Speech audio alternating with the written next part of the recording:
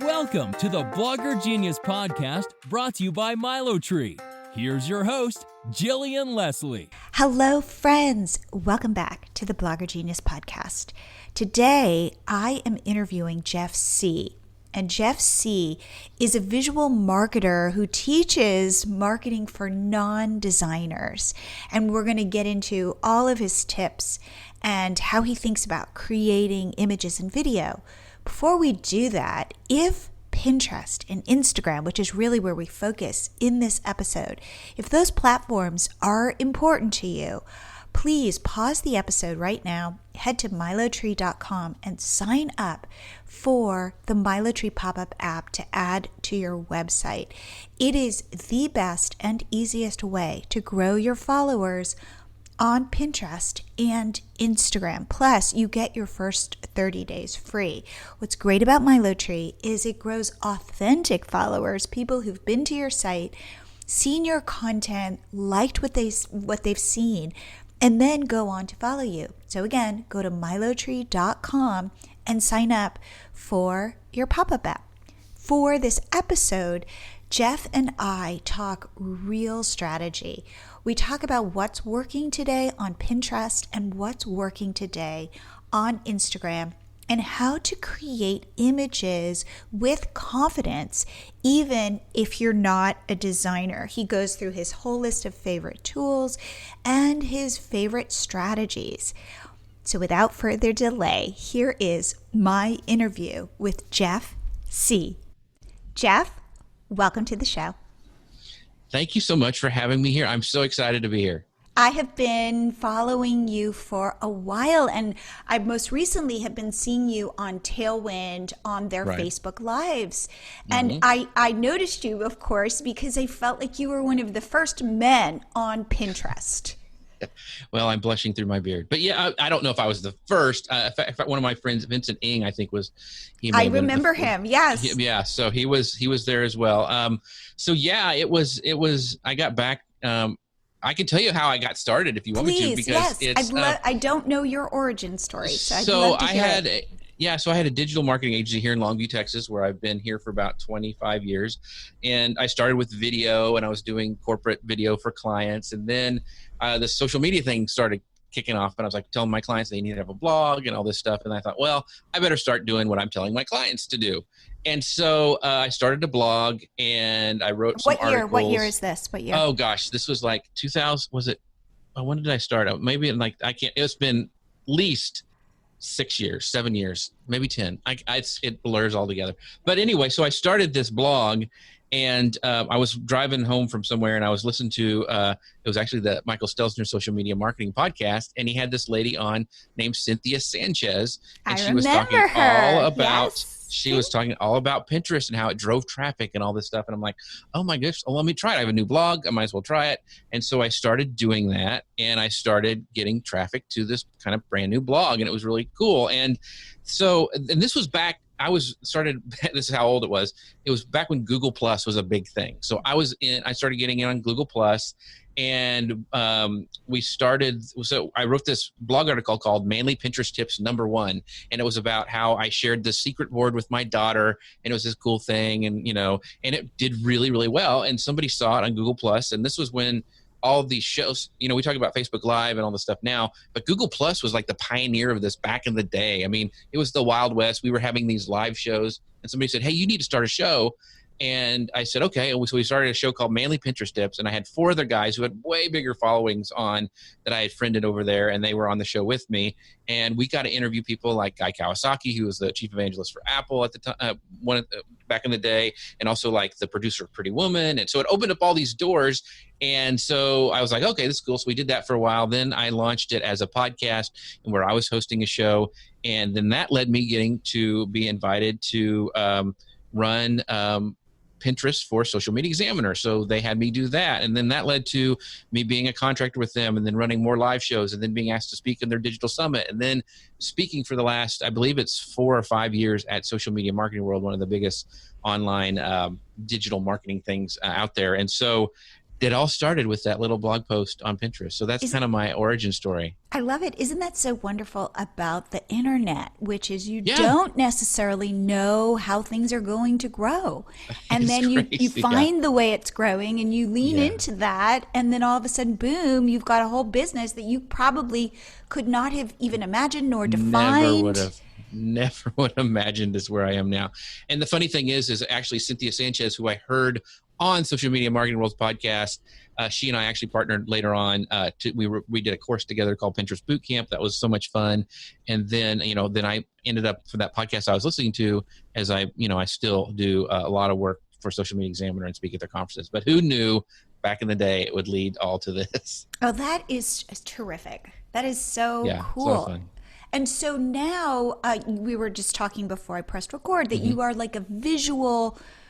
That's your expertise is not necessarily just Pinterest or just Instagram or YouTube, but that you really think visually. That's what and my whole kind of even inside of that is like what I've been speaking at for like the last 3 or 4 years would be visual marketing for non-designers, because a lot of people feel like I just can't, do this. It's too hard. I can't do Photoshop or whatever. And to be honest, I have not had any formal training in any sort of visual marketing. I learned video editing back in the day by just doing it. When I worked at a design firm, when multimedia was first getting started, I built Flash websites. That's how old it was, if you remember Flash websites. But I had a really good designer friend who taught me a lot, just like I was just watching over his shoulder and stuff and learned some of the basics. But now with visual marketing, with the tools we have, with the internet and where we can learn from and templates and all sorts of things, it's easier than ever. And there's no reason for people to be intimidated. And so I like to help people, move on the path to, designing some things themselves. Now, sometimes you just need a designer. I hire designers before for projects, and sometimes that's the best way. But people who are first starting or bootstrapping and wanting to get a digital business going or do stuff at their small business and like, I don't want to hire a designer, but what can I do? I like to teach them how to do that. And so that's kind of where I've kind of fit in. And Pinterest is still a big part of that. I still love Pinterest and still teach a lot about that as well. So, okay, off the top of your head, what would you say are the 3 top tools you recommend people use if they are not designers, but they want a foothold on, they need to create pins, they need to create posts on Instagram. There is just so much, I think, they need to make stuff for their blogs. Where do you recommend people go? So I'll give you the 3 tools I will. So one of my favorite ones is a company called Easil. It's out of Australia. It's Easil. They're great. So that's the first one. The second one is Canva. And these are both similar, and a lot of people know of Canva. It's a great tool. They have a ton of resources. Even their blog, if you're struggling with design, they have some ideas on even like how to pair fonts. And it's a really great resource. So make sure you check out Canva. Easil is one that's kind of like Canva, but it's a little less known. But I really like it because they have so many designs they put out there for their using professional designers. They're really great. The customer service is awesome. They do it a little bit different. They let you have layers. You can do some drop shadows and some things that you can't do on Canva. So those are my 2 big tools that I really push people towards. And Easil has a ton of great Instagram like story templates, which a lot of people seem to need, and they're really, really cool, and they have a bunch of them. So I would make sure you check that out. Canva has some great stuff as well. So they're both really powerful tools. Well, I just have to say, I was at a conference, years ago, and Guy Kawasaki was there, and he had just discovered Canva and was he's their chief evangelist now. Yes. Yeah. So, okay. So, it's your third tool. Yeah, third tool. So I'm going to go and say, because a lot of people like apps for their phone, so I'm going to give you an app. And it's one there's a company out of, I believe it's Israel, called Lightricks. And I got to meet them actually at Social Media Marketing World one year. But they have one on there called, now I can't think of it. It's Enlight is what it's Photofox is what it is. They changed the name from Enlight to Photofox. And it's like Photoshop on your phone. And it does so much. They have templates. Pretty much anything I do on Instagram is run through that app before I post it. There's some filters and stuff like that. So Enlight is a really great, and they've got tons of tools. I have a whole workshop where I talk about just the tools that they have in your phone for creating like video pins. That's a little secret hack for you guys because video pins is kind of new.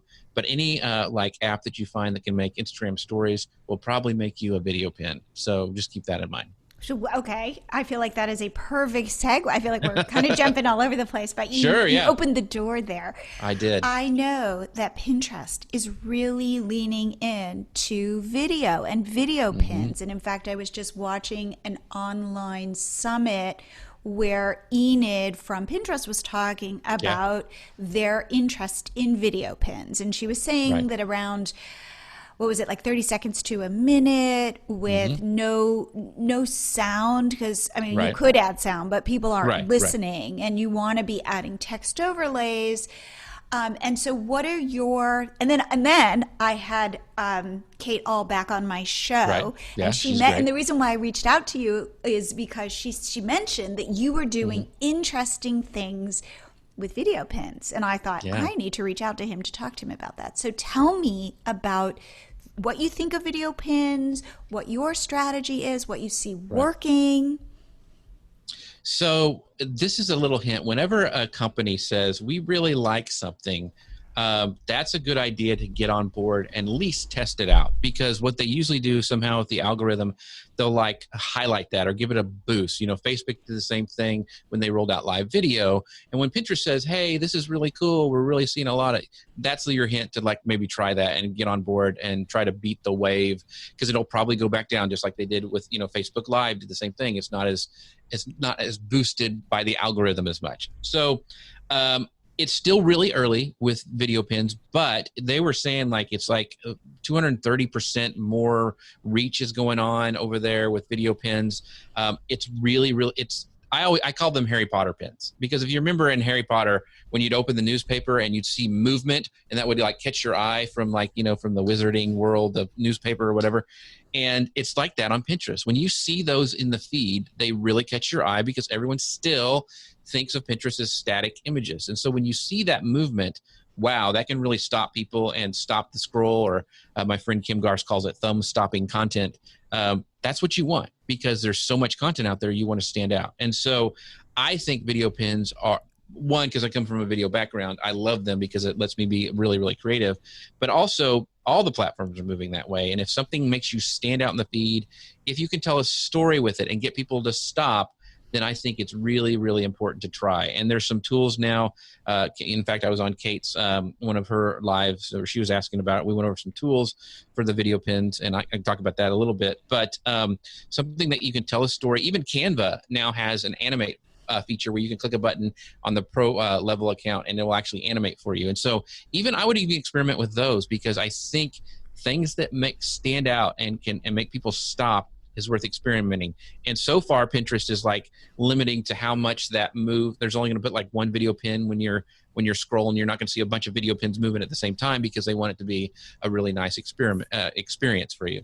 So I would definitely experiment with them. I'm really bullish on video pins just because of what Pinterest has said so far, especially a lot of, Elisa and I on the Tailwind podcast, the broadcast we just did, we reviewed some video pins that users had sent in, and people are really taking advantage of them. I saw a lot from Teachers Pay Teachers were doing a lot, where they were doing some really cool things and catching the eye. There's a lot of like, they were putting together some stuff and they were speeding it up. And so it was like one of those stop motion kind of, time lapse kind of things. Those work really well. So if you're telling a story and gets people to stop, I think definitely give video pins a try. Now here's my question. I hear video pins get very good engagement in terms of being on the platform, because you're so right. Like, all you need to do, I think everybody should do this experiment. Go to Pinterest. Like I have a big desktop, and I go to Pinterest and I go into my feed, and all of a sudden, you're absolutely right.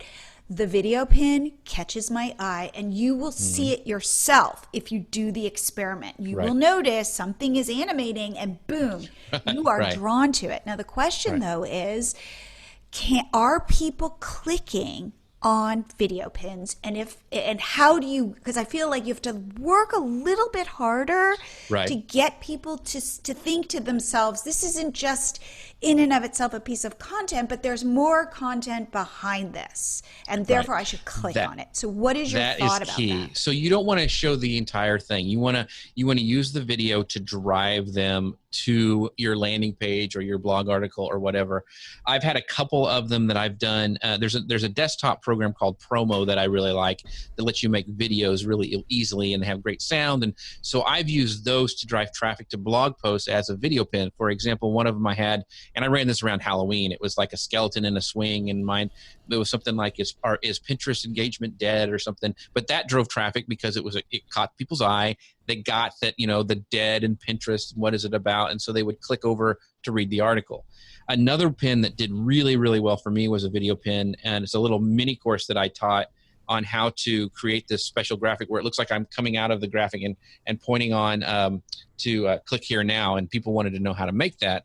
And so I just showed that pin, and it got people to click on that, I want to know more about, or how you did this, create this graphic. So that one did really, really well for me. It did so well, I actually did a promoted pin campaign on it, and it did even better. So you want to tell a story. You don't want to tell the entire story, but the one example that Elise and I thought was really, really well done was a Teachers Pay Teachers one, and they were showing with this, these cutouts that you could buy, or the plans you could buy, and they were doing a really fast setup how it looked like on the bulletin board. And that told a story and got people to click over to that.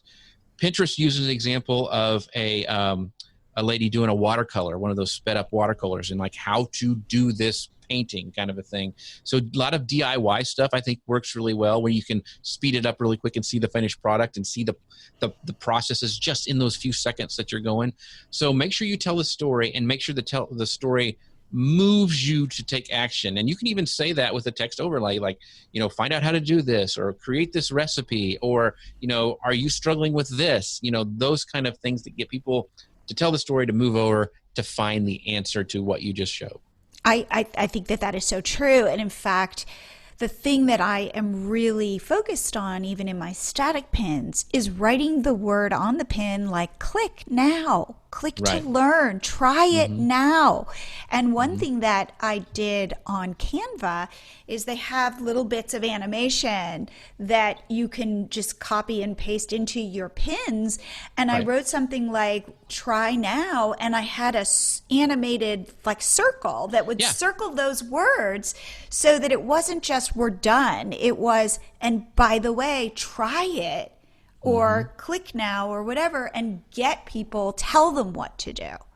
So I feel like in video pins, you want to be even more clear that it's not over. Like the story's not over. This is just the teaser.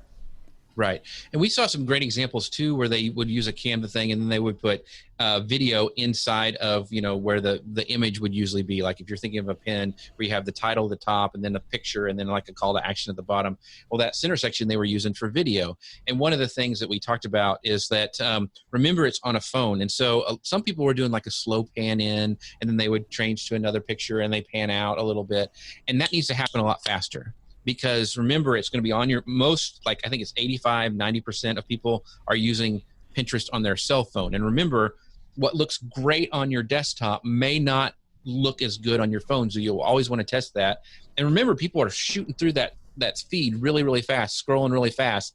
And you want something that'll catch their eye. So if you have animation, make sure you do that at the top of like when it starts, and don't wait for it to happen, because they may have already scrolled by. So you want to make sure that animation happens quickly in the beginning. Now, you don't want to do some jarring or whatever. I'm still experimenting on the correct time and everything, because these are so new that we're still people are still experimenting with them. Some people really, really like them. Some people, what they'll do is they'll tap on it and it'll blow up big on screen, but they won't do the click through. And so it's getting them to click through to the next, to your content, to your recipe, to your blog post, whatever it may be. I like that. I really do. And again, it is sometimes too, if you can leave something out in the video, we want closure and completion. It's right. It's like this human quality. And so if you can leave a mystery, Right. that gets people to go, well, I have to see the after, it's why like before afters work, click to see how I was like my messy garage, how I was able to clean it up. It's like, well, I got to go check that out. So it's like thinking in terms of like cliffhangers. Right. Yeah, I think that's perfect. Hey, are you a blogger or entrepreneur who loves their business but is a little overwhelmed with all that you have to do in a day? Well, you are not alone. We all feel this way. So I want to share a pop-up tool that will increase your social media followers, grow your email list, build your traffic, and it is called MiloTree. MiloTree is a pop-up app that my husband David built for our first site, Catch My Party. In the 4 years that we've been using the MiloTree pop-up on Catch My Party, our Pinterest account has grown exponentially to over 1.1 million followers. And our Instagram has grown to over 160,000 followers. And these social networks now drive millions of page views to our site every single month. MiloTree works to grow followers on Pinterest, Instagram, Facebook, YouTube. It'll grow your sales on Shopify or Etsy, and it will even grow your email list. You can focus on growing one platform at a time or switch between several. The choice is yours. MiloTree. It's easy to install. You can do it in under 3 minutes. It's completely optimized. Right now, you can get your first 30 days for free. Just go to MiloTree.com to sign up for your free trial. If you are not converting your site visitors into followers, subscribers, and customers, you need to change your strategy. To take the first step, head over to MiloTree.com and start your free trial. There's no risk, and you'll be joining thousands of other professional bloggers who are already using MiloTree to grow their businesses. As a bonus, once you sign up, I'll send you valuable business tips each week to help you continue to accelerate your growth. You can't be everywhere all the time, so let MiloTree work for you. It's fast, it's easy, and it gets results. So what are you waiting for? Head to MiloTree.com and start your free trial.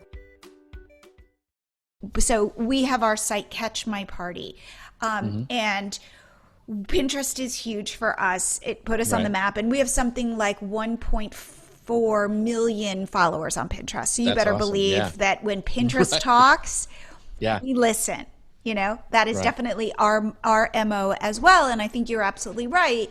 When Pinterest says, try video, you might want to at least try it. Now, I will say, though, to play devil's advocate, I do sometimes think Pinterest puts something out there, kind of tests the waters, and when it doesn't work, it can kind of die, like communities, for example. Yes, so, that's a good example, So you kind of want to, I would say, make sure it's working for you, test it. Yeah, I mean, and like some people are like, how do I make, and so like with Canva where you can click a button and animate things, test that. That's not very hard to do. You could do a split A/B test on that really, really easily. So yeah, I always say test things because, different people's products, different audiences, you have to test what works. I'm pretty bullish on Pin because they've had video pins. They kind of did that. They threw it out there, like seeing if it stuck. But they have put a lot of resources on it. So I don't think it's going to be a communities. I hope not. But I don't think it'll be a communities thing because that was a big kind of Pinterest fail. Yes. You're right. They've done a couple things like that, or they've done a lot of up and backs as well in terms of like, yes, hashtags, no hashtags, yes, hashtags. Yeah, don't get me started on hashtags. All of that. Now, here's a question. They've come out with story pins. Right. And that's one where I'm like, is this going to stick? Is it not going to stick? I think it's their play to get people to stay on the platform. Right. It's interesting. I just got access to it. So I haven't done a ton of things. Once again, it all comes down to storytelling. And I think if you can do it right, they could be effective. It's just... Are people the one I saw that was really good, and it was like it was something from Austin, and it was like the different bars in Austin, and you could go through, and it was like an article and then pictures and it was very interactive, and so it was almost like Canvas that used to be over on Facebook. I don't even know if that's still there anymore, but if you can tell a story with it and do it right, but you're right, I don't know if it's going to catch on for everyone, because one, it's a lot of work. Two, are people going to stick around to slide through? I mean, it's all going to come down to storytelling. And I don't know if people have the bandwidth to create really good story pins. It's hard enough to create one compelling image or one compelling video. Doing story pins, it seems like a lot of work, and you're going to have to get a lot of benefit out of it, I think, for people to really use those and go to the trouble to create them. That's just my opinion. I agree. And especially I think right now in North America, you can't put a link in it. So it's just living on Pinterest, which is an interest. Again, I think that Pinterest is saying, hey, let's keep you on our platform. Let's give you compelling content that just lives here. But it'll be, again, another thing, like you might want to experiment with it. Right. But I would also then see, like, how is this building your business? Like, how is this helping you? So the thing with Pinterest is they've got to walk up a fine line between they have to have new content come into the platform, which is what us as creators need to do. But they also have to have the platform to what the people want. And so there's this balance between what marketers want and what, the end user wants. For a marketer, I always want the click. I mean, I don't want, there's even ad campaigns where you can get, like engagement. I don't want that. I want clicks back to my content or my product or my site. That's why I'm using Pinterest. That's why I'm creating images. So that whole thing with the story pin not having a link is like, they've got to fix that or people aren't going to use it, because engagement, what does that mean? Unless you're a big brand or a Macy's or whatever, something like that, where you need engagement, or a new movie coming out or something like that. It doesn't, for most of the creators on Pinterest, I don't think it's going to be a big deal unless they can get a link back, because that's why we use Pinterest, is because of the long-term traffic that we get from it. Absolutely. Now, could we switch directions and talk about Instagram right now and what you are seeing? What do you think is really working on Instagram right now? So I've had some really interesting conversations with some of the big influencers on Instagram, and I was produced a show for Kim, and she was interviewing Shalene Johnston, who is huge on Pinterest. So Instagram. She was, and she's on Instagram. So the cool thing about that is she was saying that she is finding that all the polished and all the filters and all the stuff that was so popular on Instagram is really kind of going away. She says the stuff that's doing the best for her is the raw, behind the scenes, no filter kind of stuff that's, on Pinterest. I mean, on Instagram, that's working really well. And so that to me is very encouraging, because a lot of times we felt like, oh my gosh, it was fake, or it was like I had to go to all this trouble to create content that would work on Instagram. And so she's saying she's just one of many that I've heard this stuff, is that that really polished and high, influencery, all the colors are the same feed all the way down in the feed. That's kind of going away, and the raw stuff is doing better. And then stories is huge. That stories is what is driving engagement and content and direct messaging. That's where you're connecting with your clients or your potential customers. And so that's stories is where it's at. Like, people are used to be like post one time a day, then it was like 3 times a week, and now people are like, well, I'll do it once a week, but I'm doing stories every day, because that's where I'm getting my engagement and where I can tell and connect with people and have being able to interact. And so that's what I've been seeing, is stories is the thing that everybody's on. Now, and again, I do think in a world where we are isolating, right, there is something to real people showing up and being authentic, and just and not that. And by the way, like, look at my roots. Like, I haven't gotten my hair done in like 4 months. Meaning, it's like it's like there's an authenticity to this time, and if you can show up and be authentic and speak to where people are, I think you have an advantage. Yeah. Shalene was even saying that she quit for her Instagram stories. She was actually, producing them in Photoshop and then putting them in on, uploading them to stories or whatever. Now she just uses the tools that are built into Instagram, because it looks more real and like in platform. And so she sees that makes a lot of difference on all her content that she's creating. So she'll just use the graphics you can type out on Instagram for her, like titles, and even on IGTV. So, so I think it's the raw thing, like you were just saying. It was funny that you said that, because I have the COVID hair too. It's slicked back right now, but it's just crazy, because I hadn't had a haircut since social media marketing world in the beginning of March. And so it's nuts. But I took a picture of it like in the morning when I first got up, and that thing got more engagement and likes than anything I'd done in the past. And so people are really wanting to see that. They don't care about the influencer anymore in front of the yacht, that may or not be real. They want to see, what behind the scenes stuff.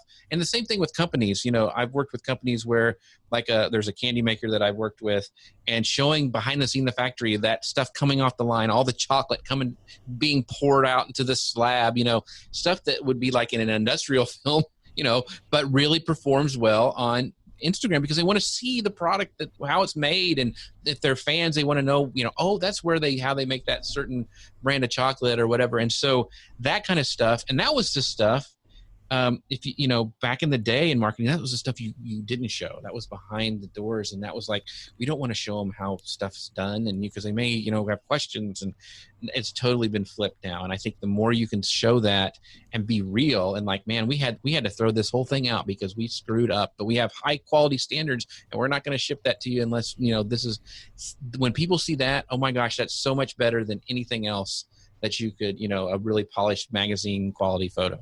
Absolutely. I think about my daughter who is 13 and how to her, that influencer girl who's, let's say 18, sitting on her bed, talking to my daughter, by the way, matters as much, if not more, than a celebrity, because a celebrity feels a little less relatable.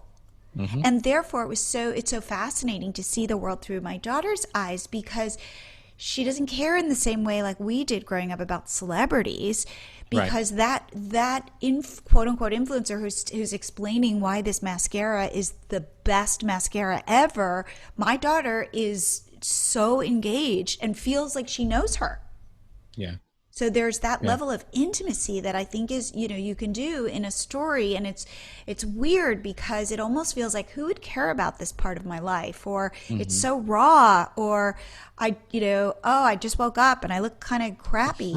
But I think there is something really human. And I think right now, especially where we can't even hug our friends, there is that, we want that human touch. And if any of your listeners are struggling with their Instagram, and don't worry about numbers, because I don't think that's a fair thing to say, because you can buy followers or whatever, but worry about engagement and talking to people. So if you want to boost your Instagram, start sending people or clients, direct messages, and use video.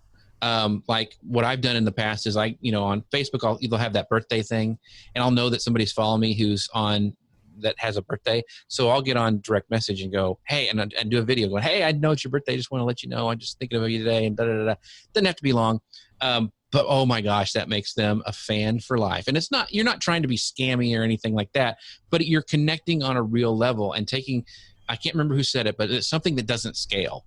It doesn't scale. And, but they know that, and that makes a big difference to people. So I've been really trying to think of ways to, especially because you mentioned, everybody's like, they're craving human contact. And I did it the other day to somebody. I just got back in from mowing or a Jeep ride or something, and I was all disheveled. And I was like, hey, I just got back, but I thought it was, you said this, and I just want to say, hey, thank you so much. I appreciate you. Have a great day. That's all. And that kind of stuff is amazing, and it will change your followers and the people that you're trying to reach on Instagram or any other platform for that matter.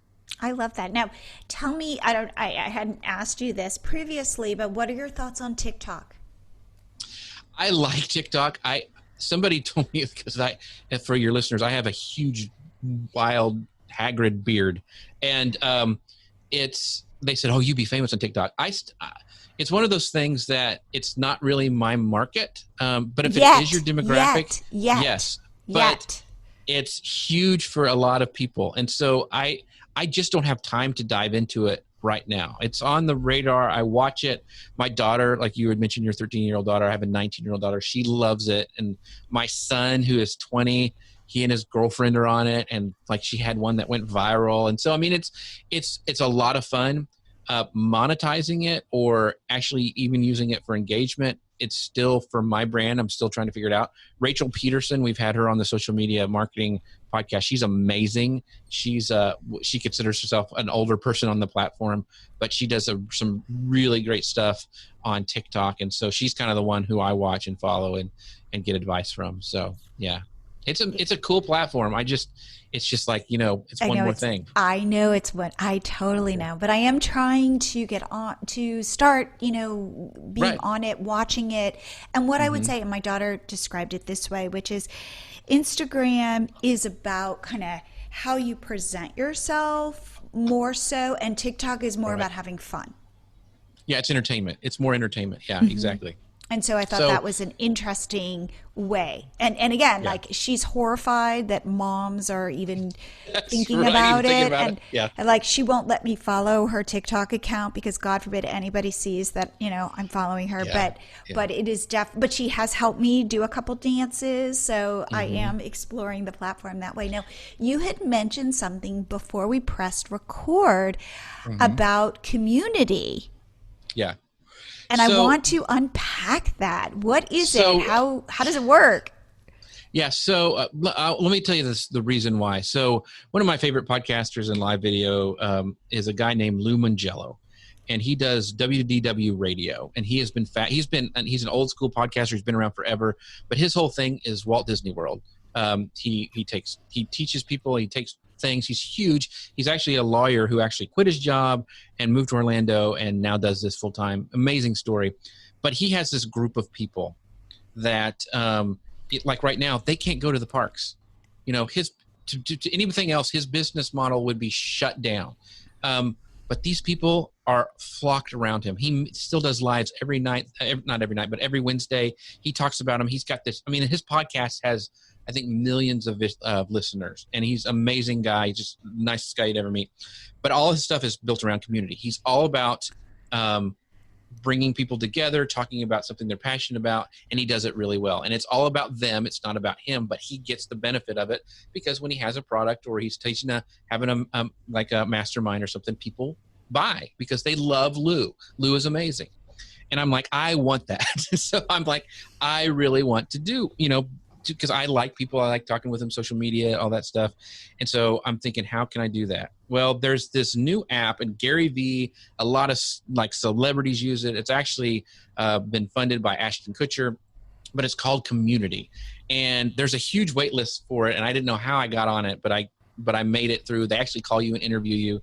And it's an app, but it's also it's almost like a email subscription service. And so, they give you a number. And so whenever I go out and do podcasts or blog posts or even in all my bios on Instagram, I'm saying, hey, text me here, because they'll go and they'll fill out something. And then after that, it's one-on-one with me. And I can blast it to certain people. I can blast it to everybody. I can blast it to certain age groups. I can blast it to certain cities. Like if I'm in Seattle and I want to say, hey, I'm going to be speaking here. I'd love to meet you guys afterwards. Even if you're not at the conference, I want to talk to you guys. And I could text all those people in Seattle. And so it's a real one-on-one conversation. I can go to you and we can have a conversation, or I can go to a bunch of people. But so it can be one-to-one or one-to-many. One-to-one, yes. And it's really, really cool, the breakdowns, and it's a real thing. It's a real text number, but it's managed through this community app, and it's really, really powerful. And then you can actually schedule things. Can people then text you back and have a conversation, or is it just? It's back and forth. It can be one to many or many to one. And a lot of times if I can't say, I'll say, hey, I can't get back to everybody, but I will, I'll try to get back to you if I can. So like a lot of the stars use it to connect with their people, but I'm using it for community building. And the cool thing is it does the birthdays too. You can say like, oh, it's, Jillian's birthday. I'm going to say, hey, happy birthday. And I can do it in the app. I can do video. I can do text. So it's a way for me to get around the algorithms, because I've been frustrated with somebody will mention me somewhere and I didn't see it, and I see it like 3 days later and all this stuff. And I want to build community, on Pinterest or wherever. I want to have that community with people. And Lou inspired me, and this was the tool that I thought really kind of answered the need that I wanted to try to do. So I actually do I started it during COVID, the whole lockdown thing. Is I've been doing wood carving for years. And so I started doing live wood carving every Monday, Wednesday, Friday on my channel. And I just did it. Wait, on your YouTube channel, on your Facebook page? Everywhere. So it actually is simulcast to these places.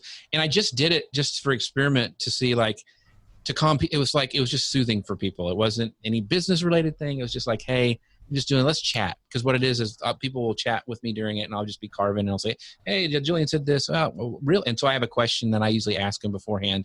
And it was just a way to build community and connect. And it's really taken off. And now I've started to put that number at the beginning of it and say, hey, tell me you're from, you watched me on the Whiskered Woodcarver. And so I can put them in a community. And so whenever I go live or I want to talk to them, I can use this app to do it with. So that's just one way you can use this community app is you can put it on your live videos, you can put it on your podcast, wherever. And it's just a great way to connect with people. I think that is fascinating. After we get off this call, I'm going to go Google it and see if I can get on their wait list. Yeah. Let me know, because they said I could, well, now I could say like, hey, you need to bump her up. So let me know if you get in there. So yeah. Absolutely. Okay. So you have to then share your number. Yes. I mean, if you want, so please, because it's funny, right? You had said to me, "Can I share my number?" So it's so different from what people are used to with, they usually want a website like Mailing Pinterest Tips or whatever. But this is a number, and I'd love to connect with you. Tell me that you're listening on the Blogger Genius podcast. So put like BGP or just Blogger Genius podcast when you sign up, so I'll know where you're from. But it's at 903-287-9088. Wait, you have to say it. Say it. Yeah, go slow. Yeah, 903. 287 9088. 9088. So you just become somebody in my phone. Yeah, it's a contact, and then you can text me whenever. If people actually try to call that number, that'll say, hey, there'll be an answer from me, and I'll be like, hey, I just don't have a voicemail on this one. Feel free to text me, and I will guarantee to answer you. So it's really, really cool. I really like the way it works. But it's a way that really, I think more and more, is we've got to do these things, and we mentioned it before, that can't scale, but is really impactful for people, and to build that community, the pun with their name, but I mean, really to build a community together this is one of the tools that can do that. And I don't get affiliates or anything with it. I just am really love the way it works. And I want to make those connections. Like if we were at a hallway at a conference and, where we could sit there and, hey, let's have a little chat, and you can do this now directly with this service. That is so cool. Okay. And if people want to watch you woodwork, how should just they go to find Jeff? It's at Jeff Sieh on Facebook, probably live. That's probably the best way to get to me. There's also a YouTube channel called Whiskered Woodcarver, but just go to Jeff, and the last name is spelled S as in Sam, IEH. And I'm there usually Monday, Wednesdays, and Fridays, carving and chatting at about 5 p.m. Central Standard Time. I love that. I just feel like when you said it, it made my blood pressure drop. The idea that you're out there wood carving. And I was like, this is silly. It doesn't do anything for my business. It has nothing to do with it. But people love it because it's just chatting and carving. And I have a timer, so I go for 30 minutes, and I have that timer. And everybody asks me, why is that timer there? And I'm like, because I want to show you how much you can get done if you do something consistently for 30 minutes. I think and that is they can see at the end. And so it's just been a great way for people. And then, it's a great way to build community, and people do buy my services from it, but that's not the reason for it. It's mostly just to chat and get to know people. Oh, so I love really it. And especially in this time, I feel like this is such an unusual, uneasy time that anything that brings us back to the outdoors or just the fundamentals, it really, whether it be like bread making, I feel like baking bread is something, or knitting or woodworking or just things that ground us. Right. So I feel like I'm going to text you. So you've given me a list of things. I'm going to text you on the community app. I'm going to go look at the community app, see if I can get on the wait list. Right. And then I'm going to come watch you carve. Oh, I love that. Yeah. And it's a conversation. We usually, like last week, it was, on Monday, the question was like, if you had an extra day, what would you use that for? And that's how we start the conversation. And it goes every which way, because people are, but it's just a relaxing 30 minutes at the end of my day. What it does, it makes me carve. And I started it when we first went into lockdown just to calm people down. But then as it went on, people just like, hey, will you keep doing it? Because it's a lot lot of fun to watch. So no, can people show up in as like video, or are they just texting? It's just chat. It's just chat. chatting? Yeah, it's just chat. Yeah. So because I can't really bring because I got sharp objects, and so I'm like carving. But I have the software I use actually can pull comments from everywhere, and so it comes up on screen and gives me a little ding in my ear. I wear these like headphones like I'm wearing now, and I go, oh, there's Jillian. Hey, how are you doing? You know, what would you do if you had an extra day? And so I'm trying to do the conversation and get people chatting, and it's been a lot of fun. And there's a little community that's actually grown up around it. I So love that. And what software is it that pulls everything? So what I'm using, like right now, like I'm actually using inside of Zoom, I'm actually using Ecamm, their virtual camera, because I can actually pull up, like we talked about. This is what I use for my. It has my number that people can text when I'm doing my chat. Okay. And well, I just have to say, because people won't be able to see it, but you Yeah.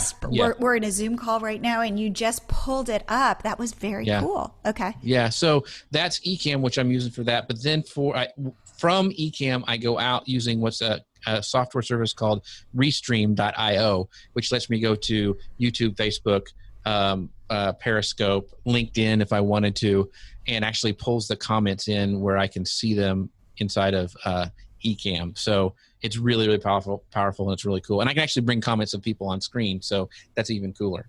That is. Okay, well, I will be there. I'll be there. Awesome. I already, seriously, I feel like my blood pressure just dropped. Well, good. Well, I have to say, this has been I have learned so much from you. And and you were so great, so gracious. Like, you didn't necessarily know me. And I reached out and I'm like, hey, will you come on the show? And you're like, yeah. So I so appreciate that. Yeah, it's great. Well, I appreciate you watching all the shows and then coming to the Whiskered Woodcarver.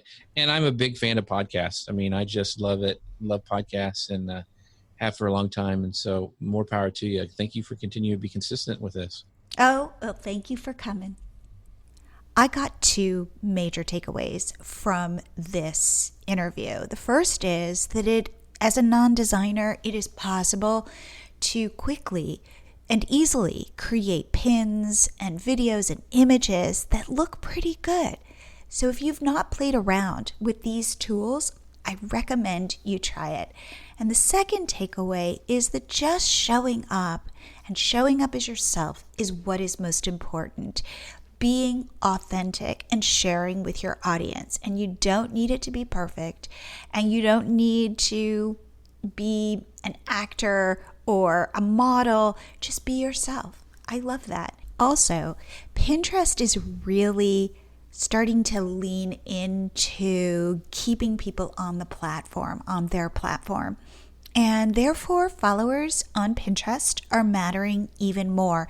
If you listen to my friend Kate All's podcast, the Simple Pin podcast, I was just recently interviewed, and we were talking about the importance of Pinterest followers. Therefore, if you have not installed the MiloTree app on your blog, you might want to give it a try. It will grow your Pinterest followers on autopilot, and not just any kind of followers, real, authentic, engaged followers. So head to MiloTree and sign up. If you have any questions, reach out to me at Jillian@MiloTree.com. I love hearing from you guys, and I'll see you here again next week.